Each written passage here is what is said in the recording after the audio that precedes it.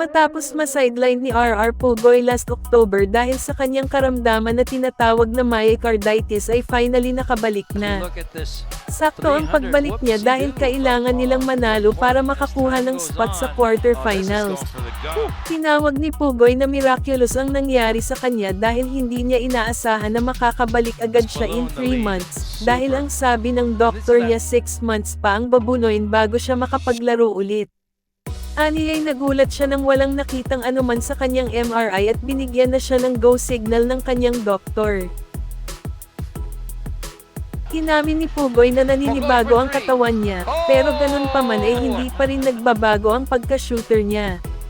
Sa 20 minutes na nilaro ni Pugoy ay nakapagtala siya ng 11 points kasama ang 3 sa malayo, may 3 assists, 3 rebounds at 2 steals.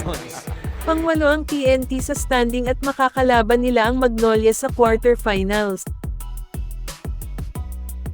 Punta naman tayo sa Strong Group Athletic kung saan move on na kay Mikey Williams lalo pat papalapit na ang 33rd Dubai International Basketball Championship, na gaganapin sa Al Nasser Club Hall sa Dubai, ngayong January 19-28 na may 12 participating teams.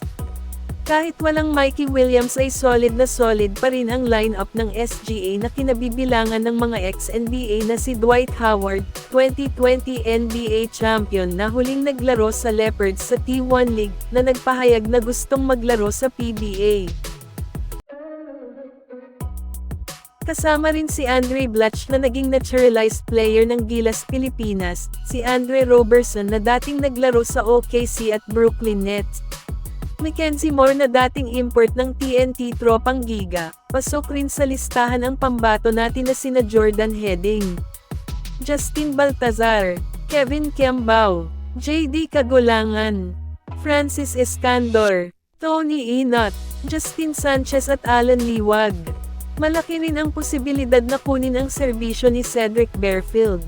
At kasama sa coaching staff ni Coach Charles Chu sina Coach Topex at Coach Brian Gorjan, so good luck sa inyo SGA.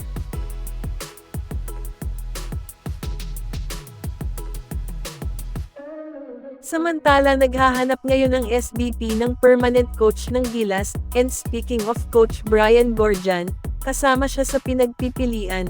Ito ay ayon sa bagong executive director na si Erica Diat. Ang sabi niya, sa ngayon ay may existing contract pa si Coach Brian sa Australian Federation na matatapos ngayong Agosto. Sa isang interview sinabi niya na gusto niya ang Gilas Pilipinas, kung bibigyan siya ng pagkakataon na mag-coach. Nasa listahan rin sina Coach Tab Baldwin na dati nang nagmando sa Gilas team at ang PBA winning guest coach na si Coach Tim Cone. Kung sino man sa kanila ang mapili ay alam kong magiging maganda ang tatakbuhin ng ating pambansang kupunan.